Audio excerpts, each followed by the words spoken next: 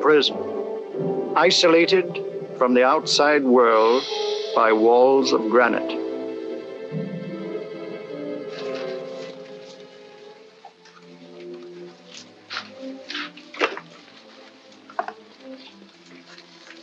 They say you could get out of here by merely telling what you know. You may or may not be another Scotland Yard bloke, but I'll give you the same answer I gave the others.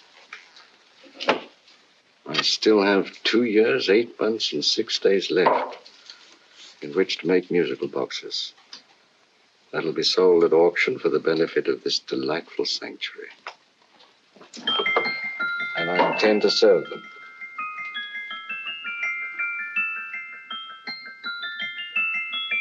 Move along. And now we come to the next object on our list, or I should say objects, because there are 3 of them.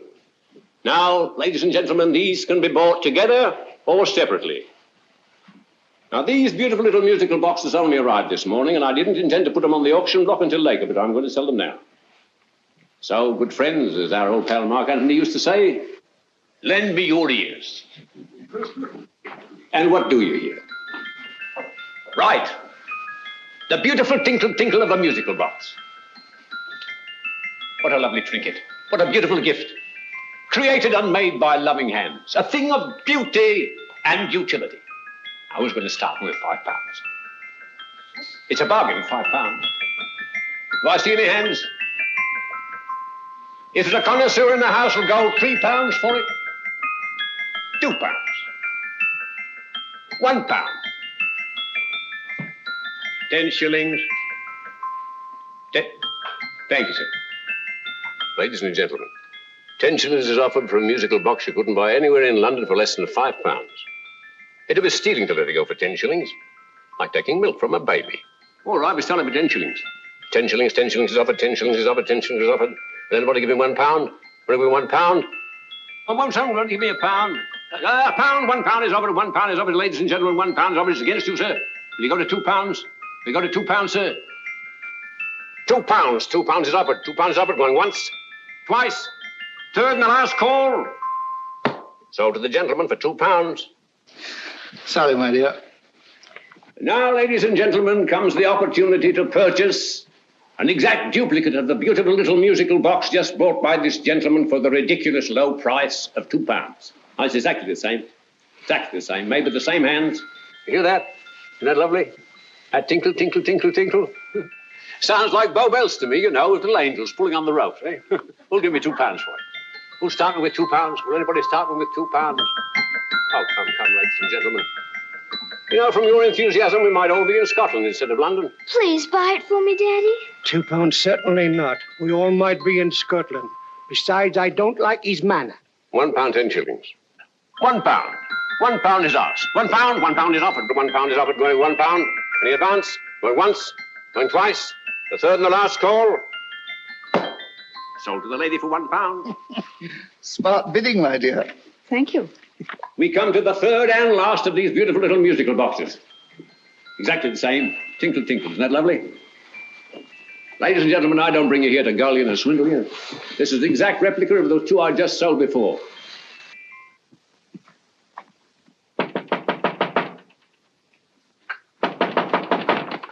We're closed. But this is extremely important.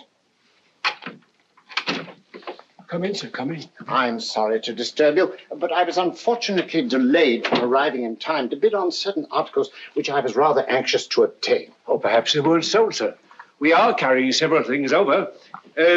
What might the articles be, sir? 3 identical musical boxes, about so large. Oh, I'm sorry, sir, but they were sold.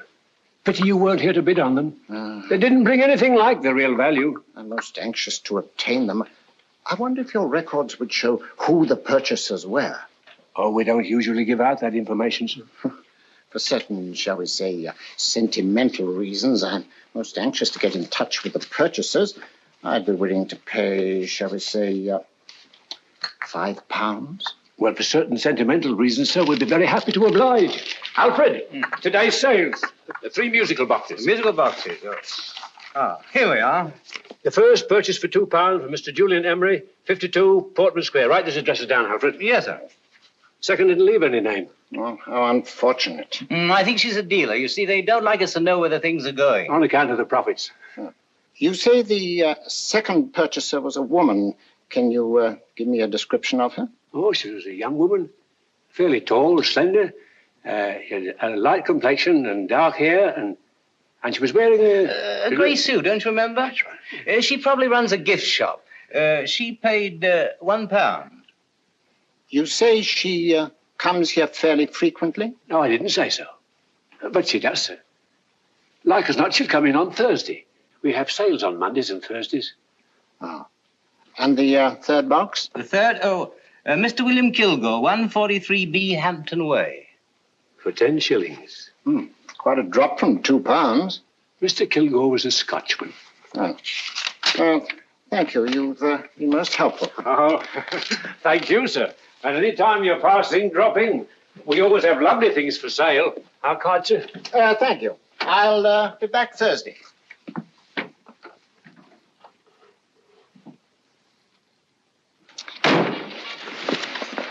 The message reached us too late. Musical boxes are being sold. Well, let's get out of here.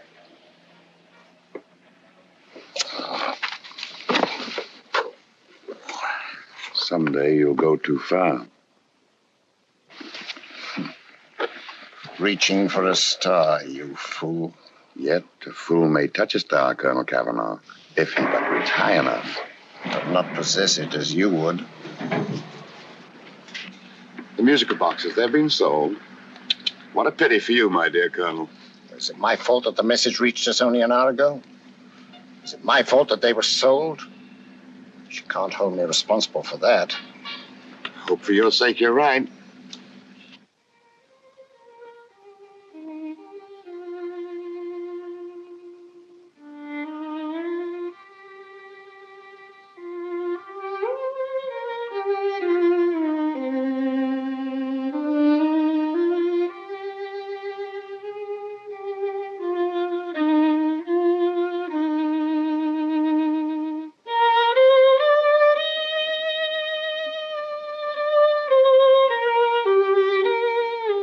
They will call upon you tonight at 7:15. A gentleman who desires to consult you upon a matter of the very deepest moment.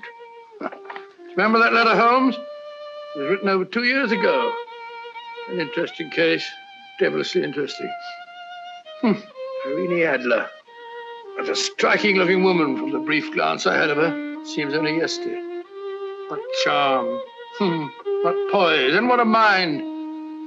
Sharp enough and brilliant enough to outwit the great Sherlock Holmes himself. I take it the new issue of the Strand magazine is out, containing another of your slightly lurid tales. It is indeed.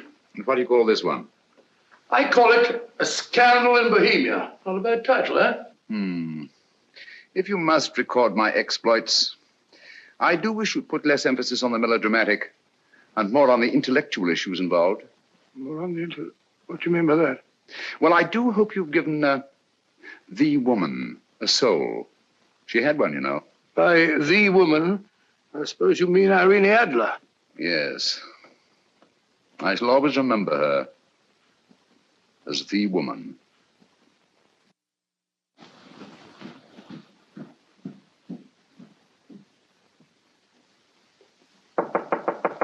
Come in. I think. That's it, old boy. How are you? How are you, old boy? I haven't seen you for years. I want you to meet my old friend Sherlock Holmes. Holmes, this is Stinky. In other words, Julian Emery. How do you do, Mr. Emery? Watson has often spoken of you. Oh, has he?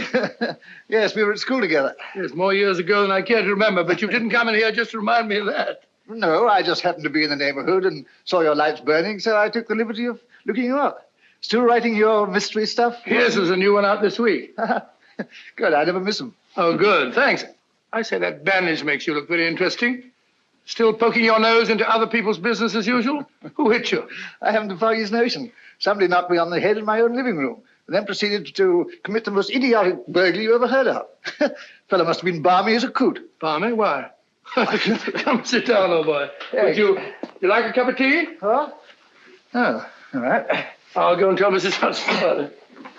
Yeah.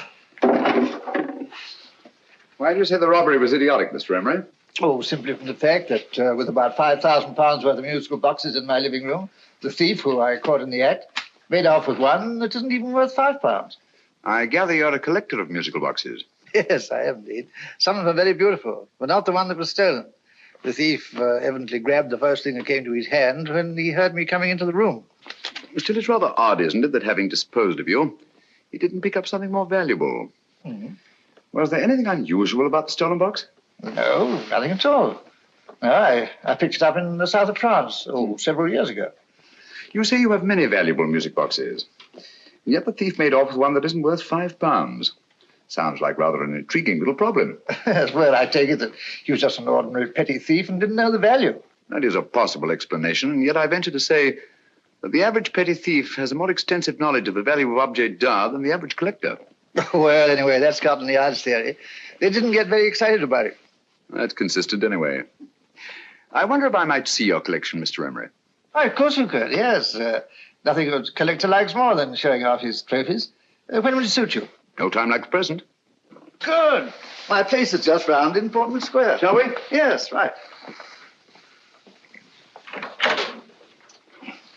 Hello? Where are you going? Stinky hasn't had his tea yet. Oh, I'm sorry. We're going round to my place, where I'm going to give you something better than tea. Now, this one was made for Louis XV, and is one of the very few still in existence from that period, and a particularly fine specimen at that. Charming, isn't it? Quite. It all sounded to me like a lot of mice running about on a tin roof. I'm afraid you have no ear for music, Watson. Give me a good old band playing a rousing march. You have all your silly little tweets.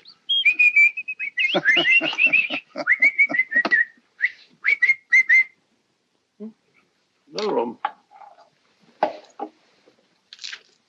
Excuse me.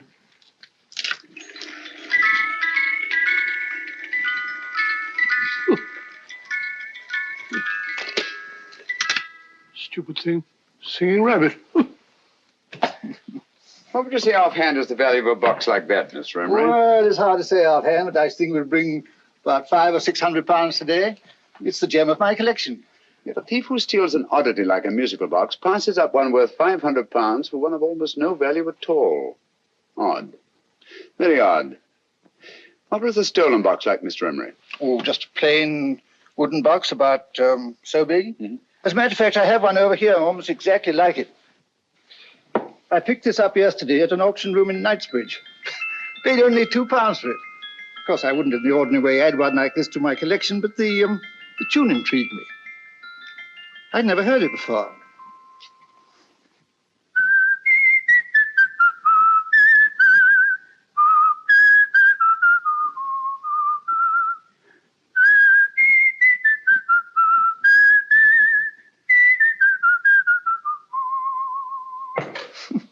You have a remarkable ear for music, Holmes. Rather an unusual melody. Sit down, Will. Thanks.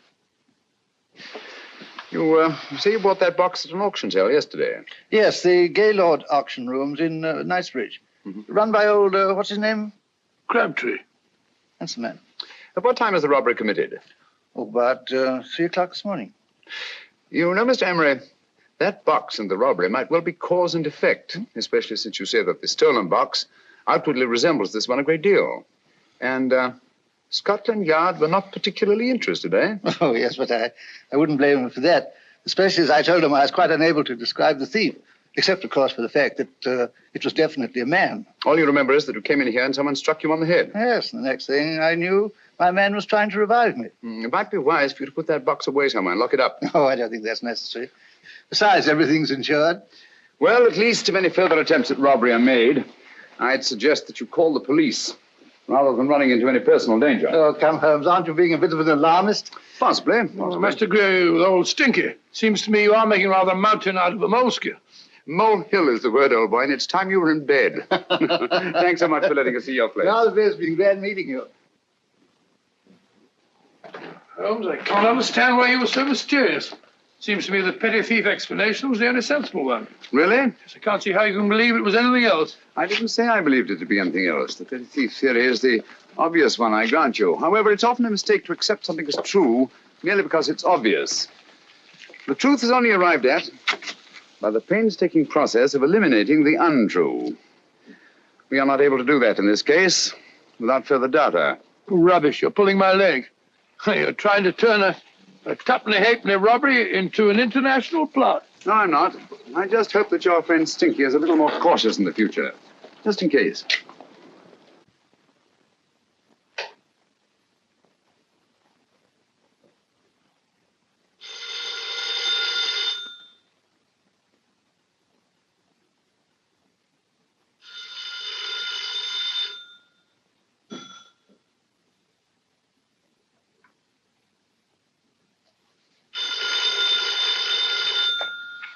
Hello?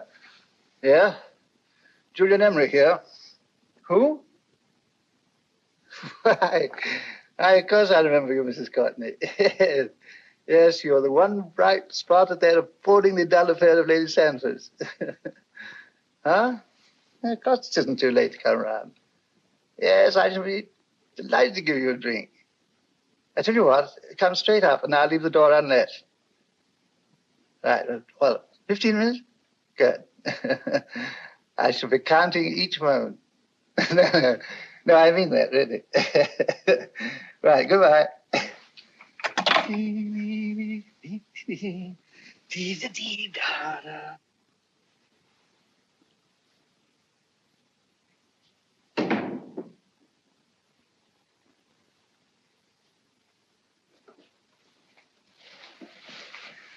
Boo! Oh, you startled me. Did I? Yes. Must be the pixie in me. I know I shouldn't have called you so late, but I was at a party just around the corner, and I remembered your invitation to see your collection of musical boxes. My dear Mrs. Courtney, pleasure is all the greater for being so unexpected. My friends call me Hilda. Thanks. Mine called me Stinky. Stinky, how quaint. Oh, what a perfectly wonderful collection of musical boxes. You know, when you told me you had a collection, I had no idea it was so attractive. Yes. They appeal to the ear as well as to the eye. Oh, what a plain little one. Why, it looks just like a country cousin amid all this grandeur. No. You mustn't underestimate the country cousin. Only last night a burglar broke in here, and with all these to choose from, went off with one very much like it. Really? Yes, I don't mind the loss of the box so much, but I do resent this crack on the skull. But it makes you look so interesting. Oh, do you think so? Uh-huh. It's funny, that's what old Fatso said. Fatso? I mean, Dr. Watson. He was here this evening with a friend, a Mr. Holmes. He's interested in my collection, too. Sherlock Holmes? Yes. Do you know him? I've heard of him. Yes, he seems to think I'm in some sort of danger.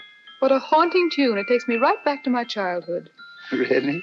Do you know, it's odd that you should be interested in that particular musical box. Odd? Why? Because Mr. Holmes is also interested in it. He may have been more interested in the tune than in the box. My dear, yes, that's right. I remember now. He whistled it note for note, having heard it only once. Really? He must be a remarkable man. Bit of an alarmist, if you ask me. Don't you believe in warnings? Of course not. Who'd want a box like that? I would. You're not serious. Oh, but I am. Well, you put me in a very awkward position. I'm a collector, you know. And the collector buys but never sells. But if the price were high enough... The price has nothing to do with it. It's the principle of the thing. Yes, well, we haven't had our drink. No, thanks. I must be getting along. Must you really? I'm afraid so. You're not walking out on me, are you? My reputation, Stinky.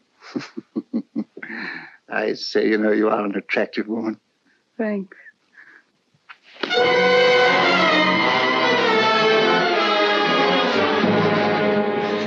You fool. I told you to wait outside. What did you have to kill him for? All I had to do was walk out with this. He held you in his arms. Don't touch him. Don't touch anything. Now get out. I'm sorry. You're sorry. What about me? This is murder. What about Scotland Yard? What about Sherlock Holmes? Now get out!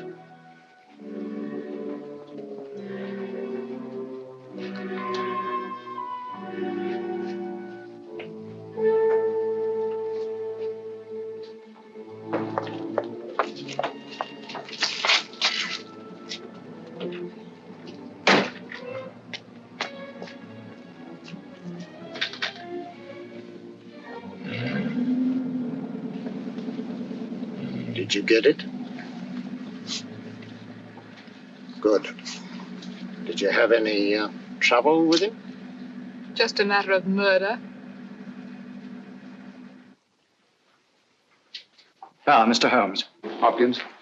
Thanks for coming so promptly. Inspector Lestrade suggested that I call through to you. Mr. Emery was the client of Mr. Holmes, Inspector. Indeed. You didn't mention that when I telephoned you, Mr. Holmes. Well, not exactly a client, Inspector. Sergeant Thompson? He was killed between the hours of 11 and 2 o'clock this morning, Mr. Holmes. Must have been someone he knew, someone of whom he had no suspicion. Poor old Stinky. It's all my fault. I should have prevented this. Well, it's no time to start talking about that now, Doctor. Apparently it's gone. That's the second attempt on the musical box that Emery bought at the auction sale. And this time it was successful. But that box was only worth £2. It was worth a man's life, Watson. I think we'd better pay a visit to Gaylord's auction room and that fellow Crabtree. Inspector, may I suggest that you make a complete search of this flat for a small, plain, musical box about that size? Thank you. Come on, Watson.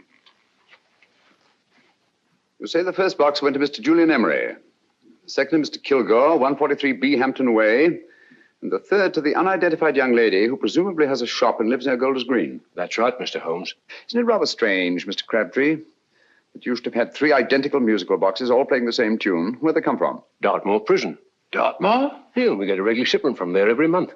The inmates manufacture them. Well, they make all kinds of things, pipe racks, waste paper baskets, musical boxes. Did you happen to notice if anyone showed any particular interest during the auction in the purchasers of these 3 boxes? Oh, come now, Mr. Crabtree. This is very literally a matter of life and death. Well, since you put it that way, Mr. Holmes, there was a gentleman came in here about an hour after closing time, and he was in an awful state, he was.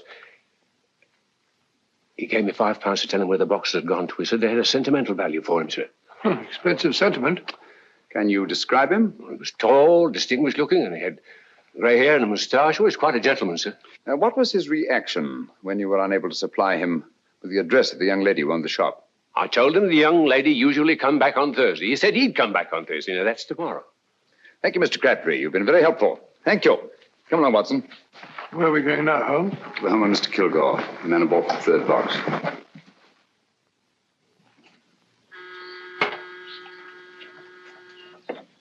But hang it all, Holmes, how do you know those other 2 musical boxes are of any importance? I don't, but I certainly have no intention of waiting until the owners are murdered to find out. No one at home. I hope that's the explanation. I'll have a look through this window.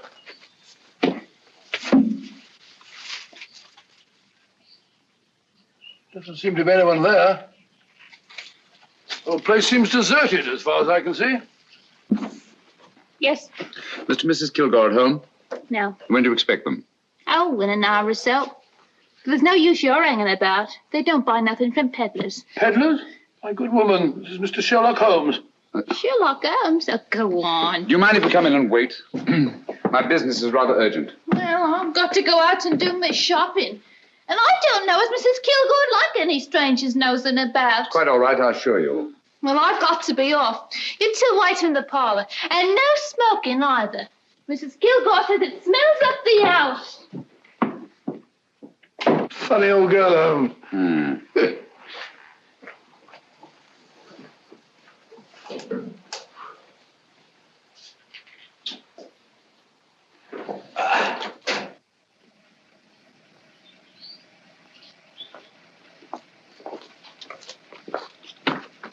Park Lane.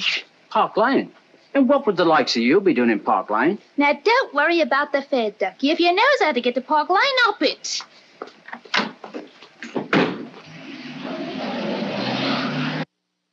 You know, Holmes, I've been thinking. There must have been something hidden in that box of old Stinky's. Stolen jewelry, possibly. What's up, Holmes? Listen. What's just the steam in the water pipes?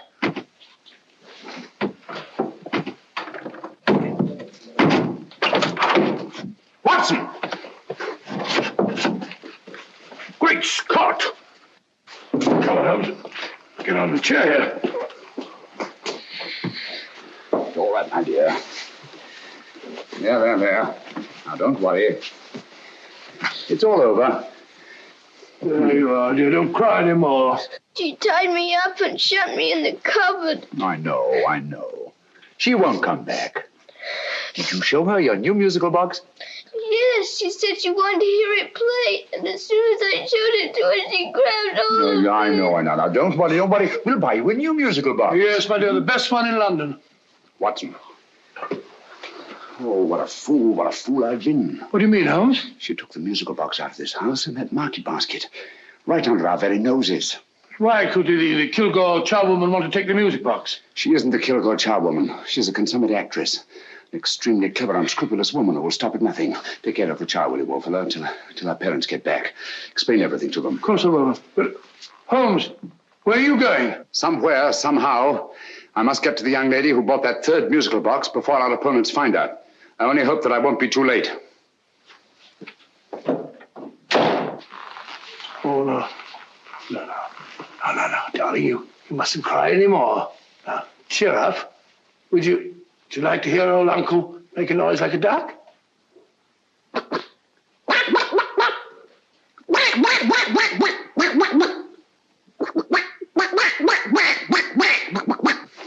Oh, sorry.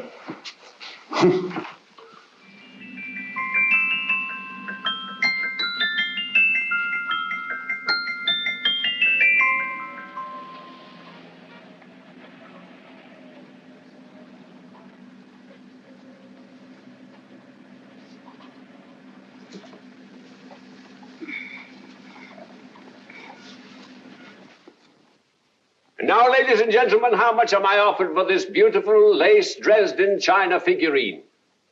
A lady of the French court. Now, this is the genuine article.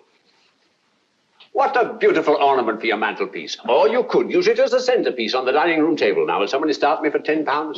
Will somebody start me for £10? £8? £7? All right, £5 is offered, £5 is offered, £5 is offered, £5.10, £5.15, £5.15. £6 is offered, £6, going once, going twice, the third and the last call. Have you all done? Sold to the lady from Twickenham for £6. Next, we have a real museum piece, ladies and gentlemen. A fine 19th century doll. The costume an exact replica of the holiday clothes worn by the Hungarian peasant women. Now, ladies and gentlemen, an article like this would cost you from £15 to £20 in a West End shop. I'm not going to ask you for anything like that. Who'll give me £2 for it? £2. Anybody offer me £2? £2 for the alien? £2? £1. What? Anybody give me £1? Anybody offer me £1 for the doll? £1 is offered, ladies and gentlemen. £1 is offered. Now, I'm not going to waste your valuable time or mine in trying to get one half of what this beautiful doll is worth. If the young lady can steal it for £1, that's her good fortune. So it's going once, it's going twice, the third and last call. Any more? Sold to the young lady for £1. And now, ladies and gentlemen, may I draw your attention to something which may be a great surprise to you, worthy of any collection. The only other one like it is in the British Museum. It's a Ming vase of the 7th dynasty. This vase lay in a large collection somewhere outside Rome for over 2 centuries, I understand. It was discovered there by the noted antiquarian, Sir Andrew Coppleston. Now, some of you may remember Sir Andrew Coppleston. Besides being a noted traveler and antiquarian, he's also a gentleman rider.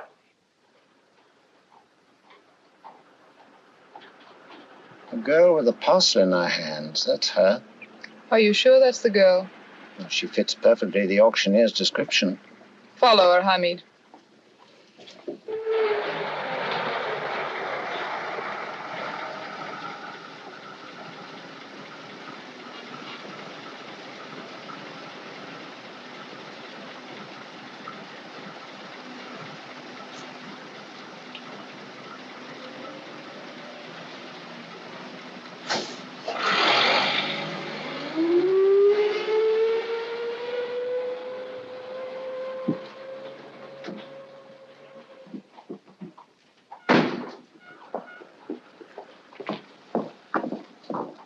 It's lovely, dear. And only £1. We can get at least 3 for it. Easily. I'll go make some tea. I could do with a cup. Right. Good afternoon. Good afternoon. I'm looking for a birthday gift for a 7-year-old girl. What would you suggest? We have some lovely dolls. Now, this Hungarian I think peasant- she has enough dolls already. Books are always welcome. Well, I'm looking for something a little different. Well, that's rather cute. What is it? Well, that's a musical box. Children always love them. And this is an exceptionally nice one. It plays many tunes.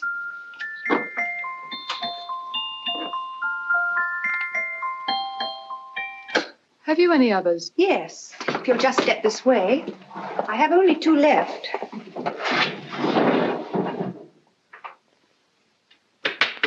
How nice.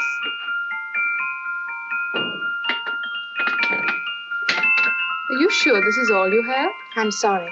They're rather hard to find, you know. That's our entire allotment. I did have one other, but I sold it earlier this afternoon. But it was only a plain wooden one. It wouldn't have been a very nice gift for a child. Really? Do you happen to know who the purchaser was? Why, yes. He left his card, just in case anyone should inquire for him.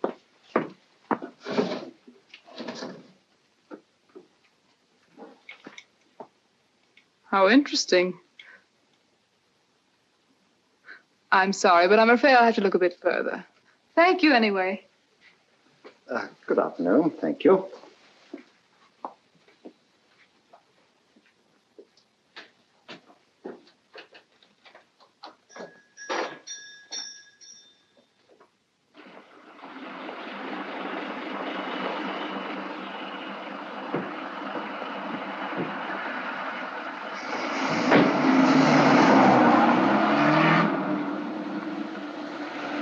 Heavy! Follow that cab. Here now, what? Scotland Yard. Hop in.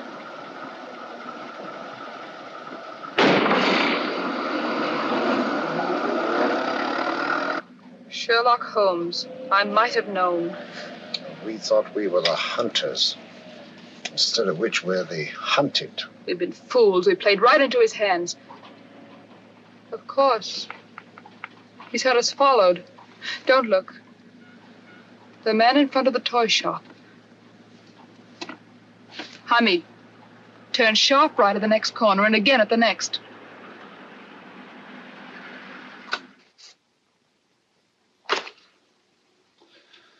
No photograph of her, Commissioner. As I expected. She's not a known criminal. But how do you expect to know if you do find her? After all, she was disguised as a charwoman. Don't worry, old fellow. If I ever see her again, I'll recognize her. Well, it won't be long till we know who they are and from where they operate. Who's covering them? Sergeant Thompson's following them, sir. They won't get away from him. He's a good man. We could have arrested them at Clifford's toy shop if we had any proof. But we know that they killed Emery. Proof, my dear fellow. We must have proof. We have x-rayed it, sir. There's nothing whatever concealed in the box. We'll have a look at the plates.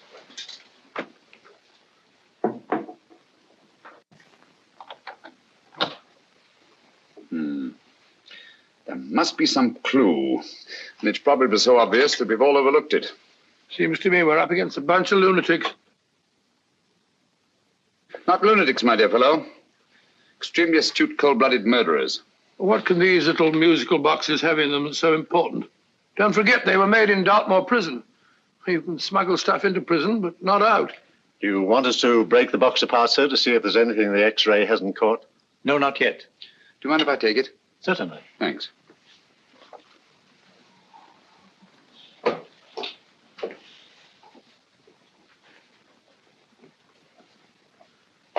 The governor of Dartmoor Prison informed us, sir, in answer to Mr. Holmes' question, that all 3 musical boxes were made by the same convict, John Davidson, serving a 7-year term, sir. Davidson? The Bank of England plates. That'll be all. Yes, sir.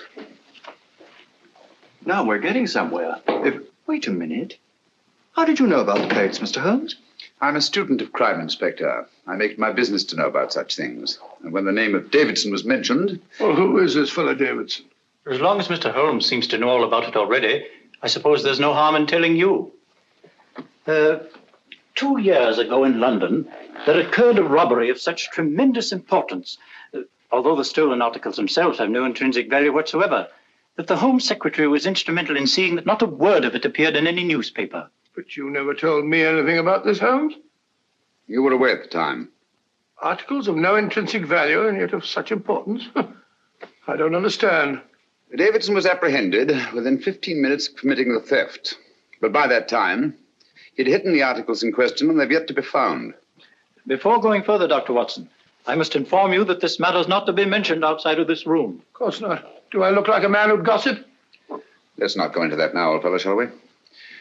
Davidson had been employed for years in a position of extreme trust by the engravings department of the Bank of England. The articles he stole were nothing less than a complete duplicate set of plates for printing £5 notes. What? The Bank of England's own plates? Precisely. And with those plates, a gang of crooks could flood England with £5 notes, not forged in the usual sense of the word, but notes undetectable from genuine Bank of England notes in any way whatsoever. Good heavens. Any whisper at all might have resulted in enormous damage in shaking public confidence in the Treasury. We tried everything after we arrested Davidson. Offered him a shorter sentence if he'd tell us where he'd hidden the plates. Why, we even put in Scotland Yard men with him as cellmates, but no results. Obviously, Davidson is a man of strong character and infinite patience. Yet suddenly he feels impelled to smuggle out the secret of the hiding place of the plates to his confederates. Why? I don't understand, Mr. Holmes. Well, for example, has the Bank of England made any plans to radically change the design of the £5 note so that in, say, 7 years from now, notes made from the stolen plates would be worthless? Confidentially, Mr. Holmes, such a move was discussed. But replacing all the £5 notes in circulation would be such a Herculean task that nothing's been done about it as yet. I see. Of course, there is another possible explanation. Davidson didn't have much time to find a hiding place before he was captured. He may be afraid that the plates will be accidentally discovered before he's released. Hence his anxiety to communicate their whereabouts to his confederates as soon as possible. I believe you've hit it, Mr. Holmes. I'm sure that the message is contained in this musical box. Or rather, in all 3 musical boxes, since possession of all 3 seems to be essential. Our opponents have 2/3 of the puzzle, we have 1/3. Well, what are you going to do, Holmes? Try to deduce the message from the 1/3 that we have.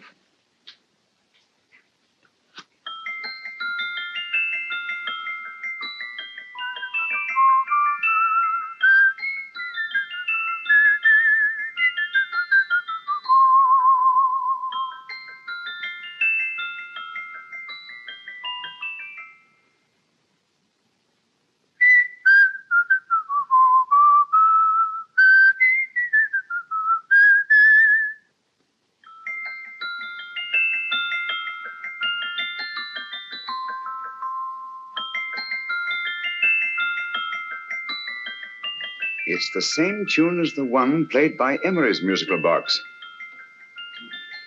And yet it's different. Sounds the same to me. The tune. Somehow the tune is the key to the mystery. It must be the tune. Otherwise, why use 3 musical boxes to convey the message? Why not collar boxes or shoe boxes? Yes? Oh. It's for you, Inspector. Oh, thank you, sir. Inspector Hopkins speaking. What? Where? Golders Green Station reports they've just found Sergeant Thompson's body. From the tire marks on his clothes, he was apparently run over by a taxi. What an unfortunate accident. Not an accident, my dear fellow. I'm afraid it's murder.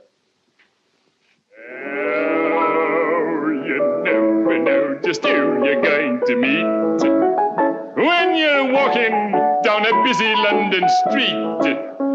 Mrs. Hawkins, Mrs. Brown, any subject of the crowd. Oh, you never know just who you're going to meet. So you better hold your topper in your hand, just in case you meet a lady on the Strand. Girls will think you're kind of sweet, and your day will be complete. Oh, you never know just who you're going to meet. Now, a gentleman is judged by his appearance.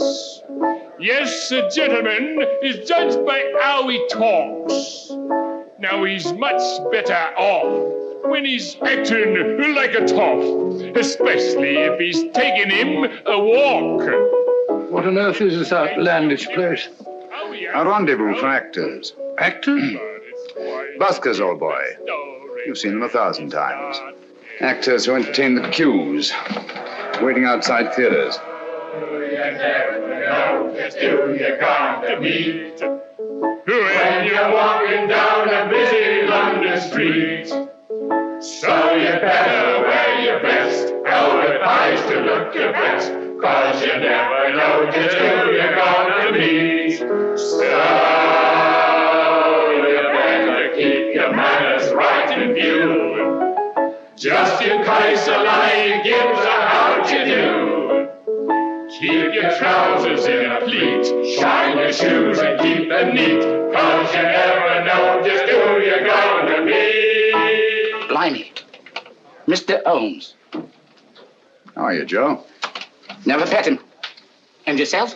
Fine, thank you. I want you to meet a friend of mine, Dr. Watson, Joe Sisto. Oh, well, any friend of Mr. Holmes is a friend of mine. Hi, Joe. He did me a good turn once that I'll never forget. Yes, I cleared Joe of a most unpleasant charge. Murder, no less. Oh, really? By proving to the satisfaction of the police that he was busy at the time blowing open someone's safe. That's right, Governor. Good gracious me. Joe, now you can help me. Come on, buzz off, buzz off. Come on, up it, up it. Can't a gentleman have some peace and quiet around here? And you too. There you are, Mr. Holmes. Now we can have some peace and quiet around here. Thank you, Joe. There's £5 in this for you. Well, I wouldn't want to take it on myself, sir. But I can get somebody to do it for you for half of that. You don't know what the job is yet. For £5? Murder, ain't it? What? No, Joe, not murder, just music. I want you to identify a song for me. Oh, there ain't a song that's been written that I don't know. That's why I came to you. Of course, the violin is more my instrument, but, oh, well, here we go. Now listen to this, Joe.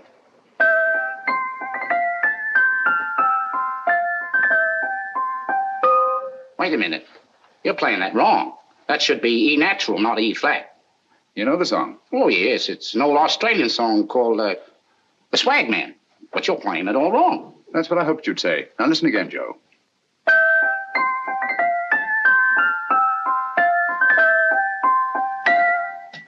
That's the same tune, all right. But you're making different mistakes than you did the first time. No, not mistakes, Joe. Call them variations. Here, play the song for me, will you? The way it's written.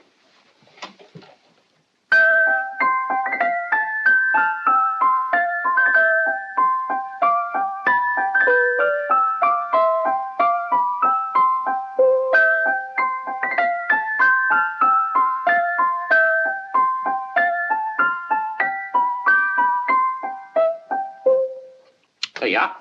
Thank you, Joe. What's it mean, Holmes?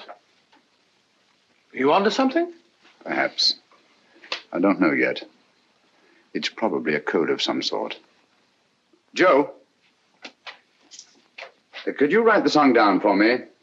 The way it was originally written? Oh, sure, Mr. Holmes. But it'll take a few minutes. Mm-hmm. Here, Mabel. Pale ale. Come on, up to it. Along with it.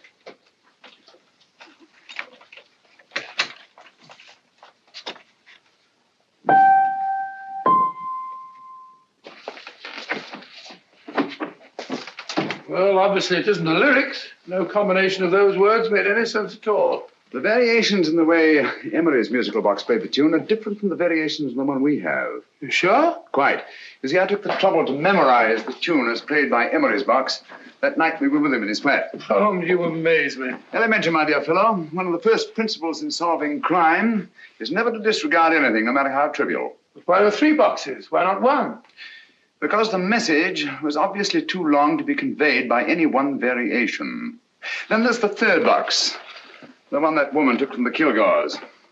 That contains yet another set of variations. Yes, well, it's all beyond me. Well, all we have to do now is to find the secret of the variations. Not a very easy problem to solve, my dear fellow.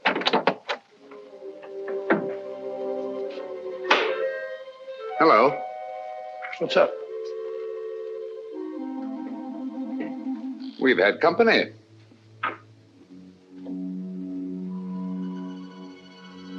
I say, this is outrageous. Ask Mrs. Hudson to come in here, will you? Right.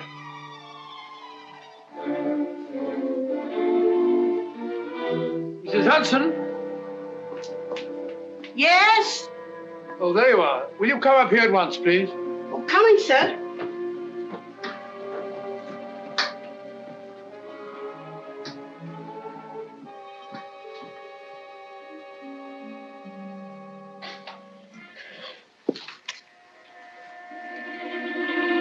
Mercy me, Mr. Holmes. What has happened? Who called while we were out, Mrs. Hudson? Just a young lady. The one who said you wanted her to wait for you. And a nice-looking old gentleman with Our her. friends again, Watson. Friends? What did the young lady look like? Oh, I couldn't see her face. She had a heavy black veil on. But she had such a nice way with her. Oh, I'm sorry, Mr. Holmes, if I've done anything wrong. But you did say I should always let clients come in and wait for you. Don't worry, Mrs. Hudson, don't worry. You had no way of knowing. It's quite all right, quite all right. Now, don't worry, Mrs. Hudson. Don't worry. Where on earth's the musical box? They didn't get it. Didn't get it? Where is it? It's in your hand. Huh? In that biscuit jar. Take the biscuits off the top. Now put your hand inside, and you'll find the music box. Well done, Holmes. Well done. Amazing.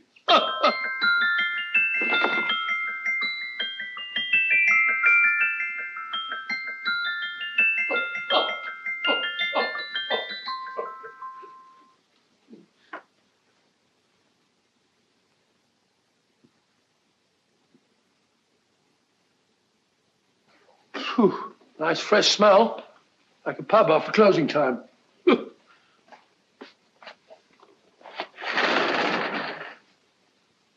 I say, Holmes, What? it's morning. Allow me to congratulate you on a brilliant bit of deduction.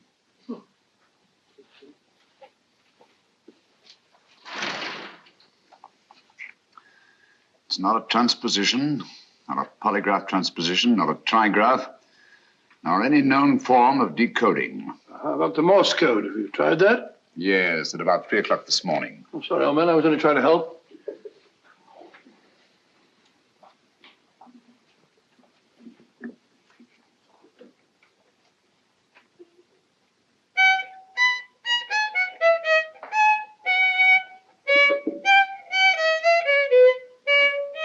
Oh, do me a favor. Not again. Must have heard that thing 1,000 times.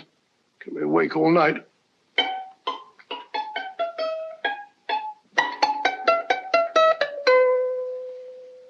Not a very distinguished composition, I grant you. You know perfectly well I don't know one tune from the other. When I was a kid, my people tried to have me taught the piano. I've always felt sorry for that old teacher of mine. The poor old girl finally reached the point of numbering the keys for me. 1, 2, 3, 4. Even then, I never progressed beyond... Numbering the keys, Watson. The 19th key of the keyboard is the 19th letter of the alphabet.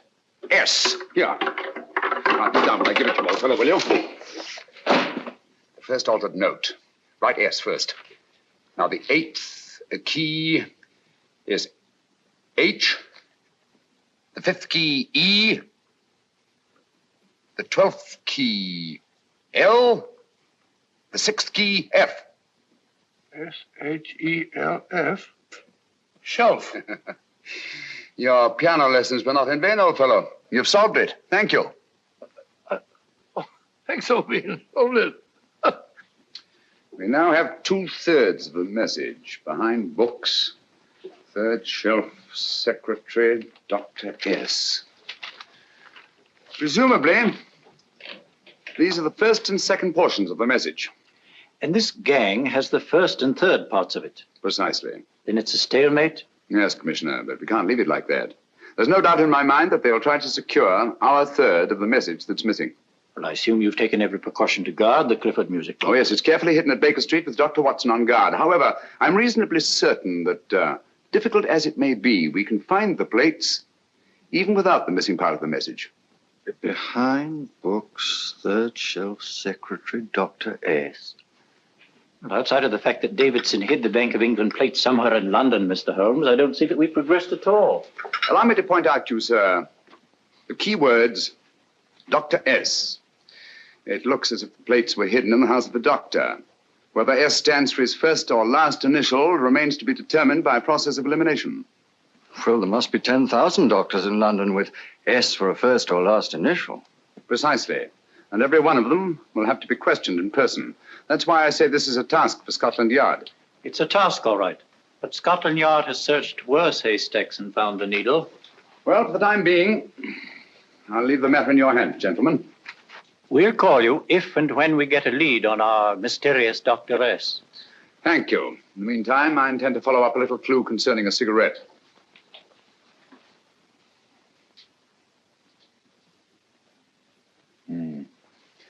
You're certain of the identification of the tobacco? Absolutely. I have made up this special blend for only 3 customers. It is almost pure Egyptian, with admixture of latakia for added body, and a pinch of perique. Merely a whisper, as one might say, for elusive fragrance. Yes. And the 3 customers? Major Wilson in Bombay, India. Mrs. Catherine Leamington Smith in Ireland. Yes, and the 3rd? Mrs. Hilda Courtney of Park Mansions, Bryanston Square. Thank you. Thank you very much. You've been most helpful. It is a pleasure to have been of service, Mr. Holmes.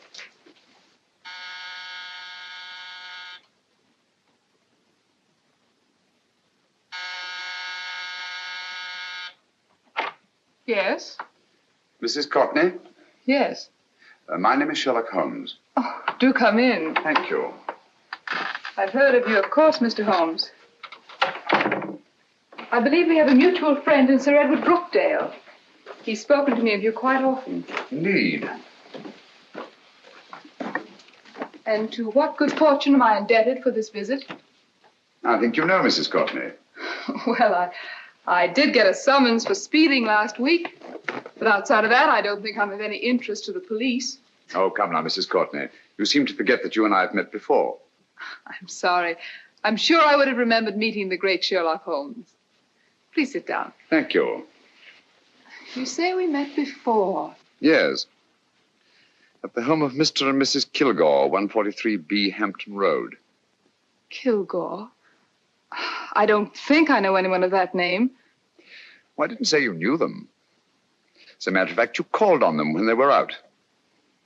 I don't understand, Mr. Holmes. Really? And you were dressed rather differently. Indeed. Cigarette? Thank you.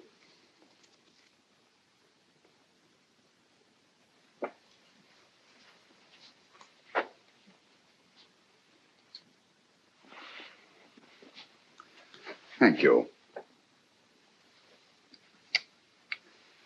You know, Mrs. Courtney, people generally forget, in assuming a disguise, that the shape of the ear is an almost infallible means of recognition and identification to the trained eye.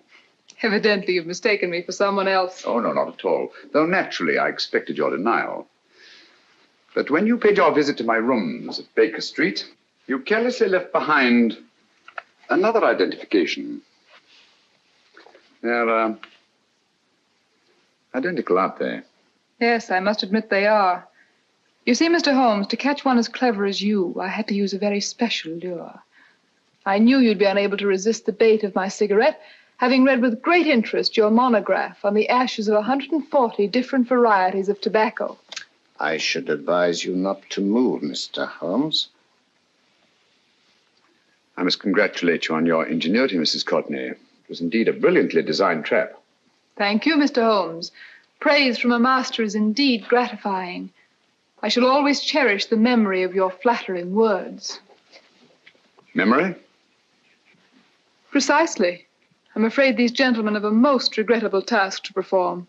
Unless, of course, you care to turn over the missing musical box with your pledge to take no action against us in the future. I'm afraid that will be impossible. I thought that would be your answer. Hamid! Careful! Careful.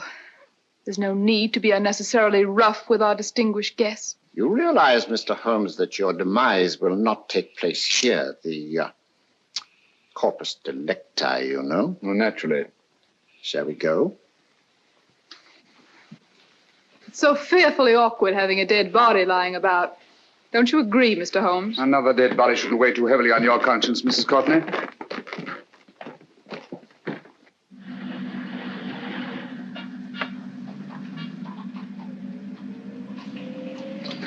You mind if I have a cigarette?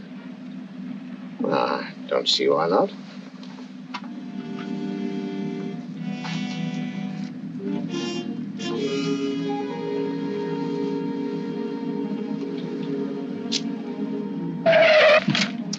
Be careful, Hamid. It's the brakes, they bind. Thank you, Colonel Cavanaugh. It's very considerate of you.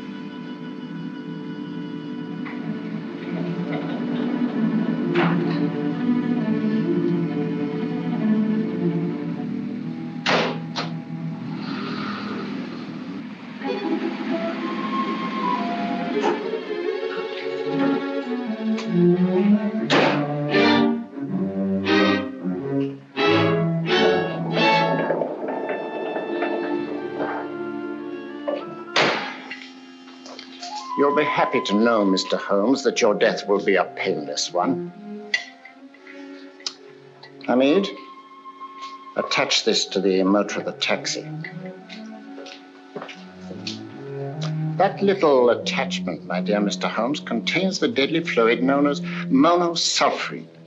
The Germans use it with gratifying results in removing their undesirables.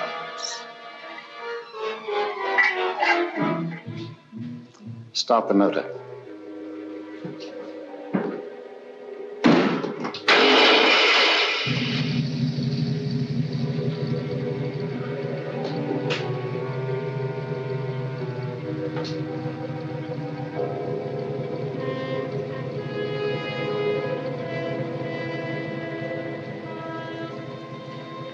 Tape his mouth.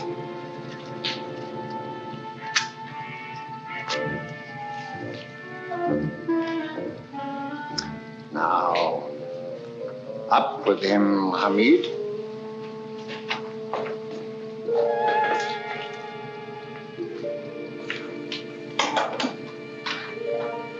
You find yourself like Muhammad's coffin, Mr. Holmes, suspended between heaven and earth. Plenty of fuel in the tank? Good. It would be too bad to have anything go wrong through so simple an oversight.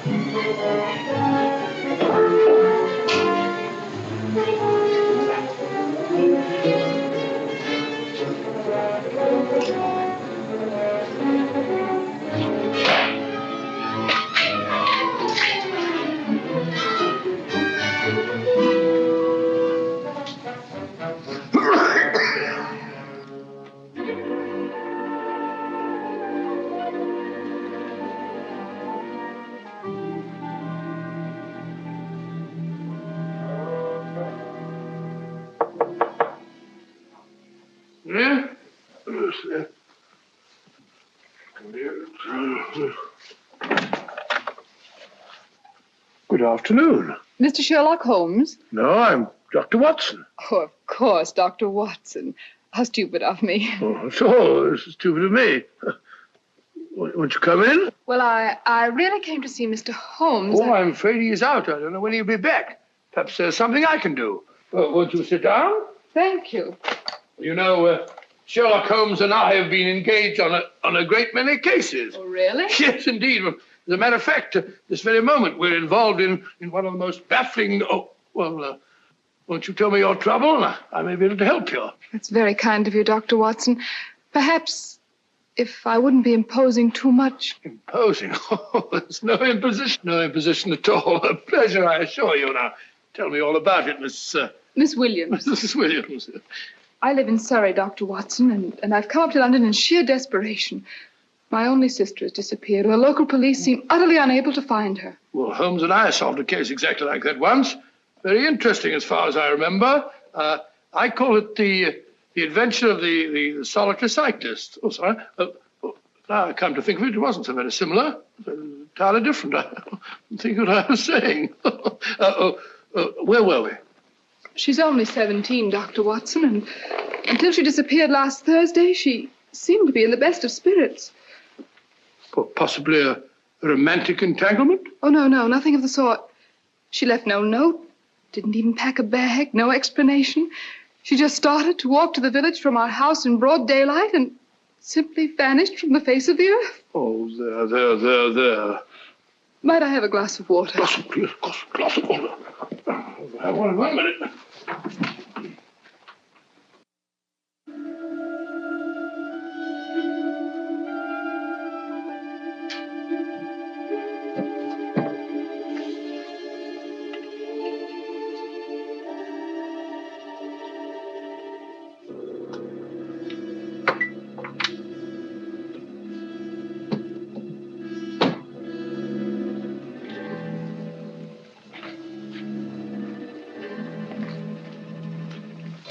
There you are, my dear. Thank you, Dr. Watson. No, you're not to cry anymore. You must pull yourself together. Oh, I feel much better already knowing that you're going to help me. Oh, Dr. Watson, look! Good heavens!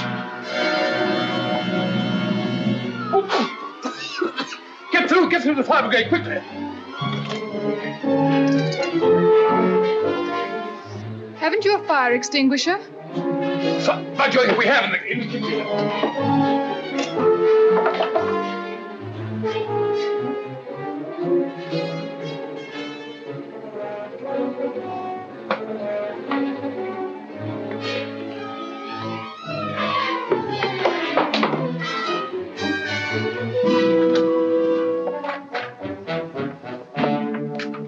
Don't you worry, Miss Williams. We'll have this thing out in no time.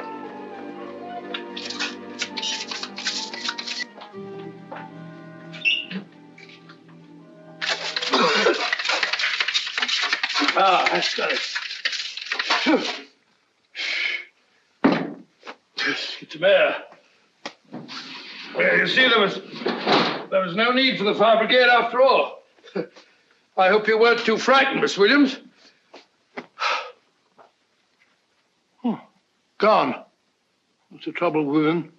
They always lose their heads in an emergency. Well,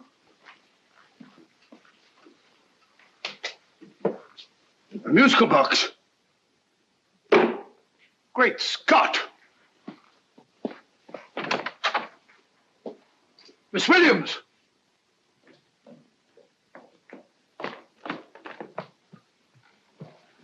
Well, good. And Holmes? By now, Mr. Holmes has no doubt exchanged his violin for a harp.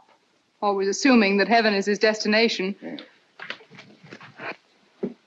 And now that we have the missing musical box.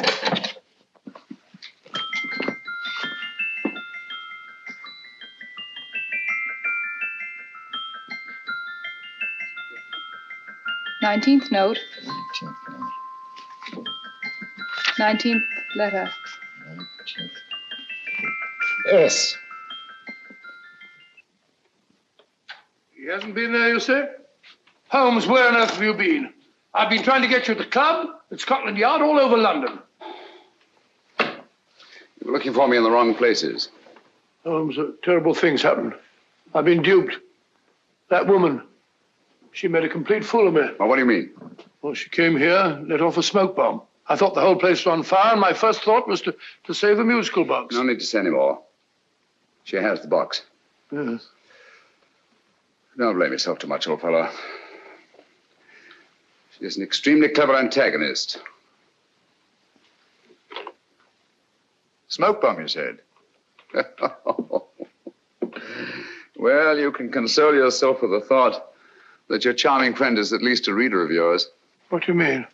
If I remember correctly, you wrote about my little experiment with smoke and the cry of fire in a story you entitled A Scandal in Bohemia, which has just appeared in the Strand magazine. All right, old boy. Don't rub it in. Well, it may cheer you up to know that you made a fool of me, too. That cigarette stub was planted here for one express purpose. We're going to bandaging around this place. Bandaging? What's the matter, Holmes? You hurt? Explanations will have to wait until later. At the moment, we're faced with a problem which I fear is insurmountable. Come over here, old boy, will you? Right. Our opponents are in possession of all three parts of the code. And here are we, while the Bank of England plates pass into their possession. Cheer up, old fellow, cheer up. As Dr. Samuel Johnson once said, there's no problem the mind of man can set that the mind of man cannot solve. What's that, old fellow? I was just quoting Dr. Samuel Johnson. He said there is Thank you, Watson. Thank you. Leaving the front reception room, we come into the main hall, where Dr. Johnson was in the habit of passing through to have his meager meals in the dining room opposite, in company with his friend and biographer, James Boswell. We will now pass up the stairway, which remains in its natural wood finish, just as it was when the good doctor was here. The framed etching on the wall is believed to have been presented to Dr. Johnson by the distinguished painter, Sir Joshua Reynolds. I've been told here that that picture was given in by Mrs. Thrale, and it's definitely not a Reynolds. Is that important, my dear? Oh, I'm sorry.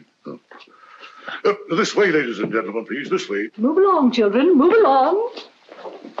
The secretary's not on this floor. Patience, Hamid. I have a feeling My that... dear Colonel, with Sherlock Holmes out of the way, what could go wrong?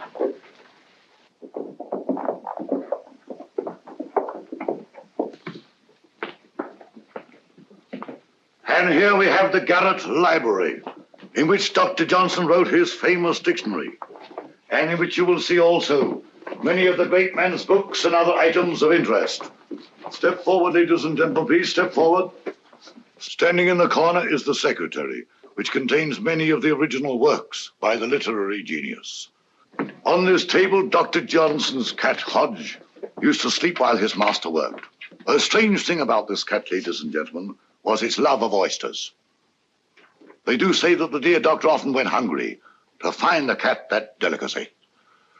What a pity. Now we will visit the grey room, which is immediately below us, in which you will see the very bed in which Dr. Johnson died. What did he die of? Gout. Just gout. This way, ladies and gentlemen. Mind the steps, please.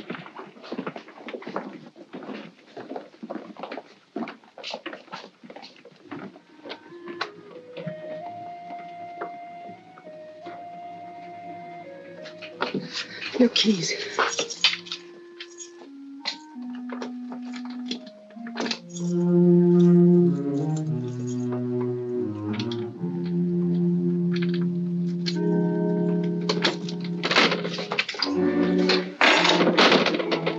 Third shelf up.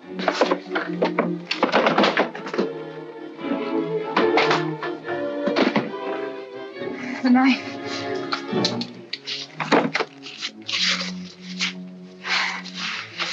Gentlemen, the Bank of England plates. Well, Mrs. Courtney, so we meet again.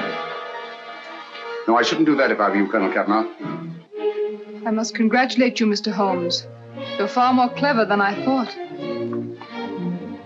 Thank you, Mrs. Courtney. Praise from you is indeed gratifying. I shall always cherish the memory of your flattering words.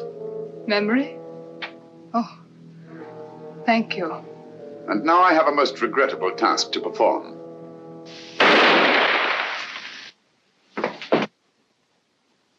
Holmes! Coming, Holmes! Holmes! You all right? Perfectly, thank you, old fellow, but I think this gentleman on the floor requires some medical attention. We must see that he looks his best, you know, when he's hanged. Take them in charge.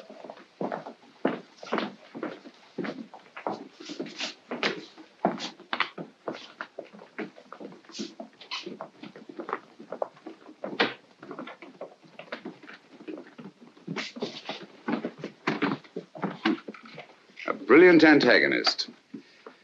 It's a pity her talents were so misdirected. Will you see that these plates are returned to the Bank of England, Inspector? I still don't understand how you solved it, Mr. Holmes. It's entirely due to Dr. Watson. He gave me the clue when he mentioned Dr. Samuel Johnson. Well, congratulations, Doctor. Oh, thank you, Inspector. I don't think I could have done it entirely without Mr. Holmes's help, you know.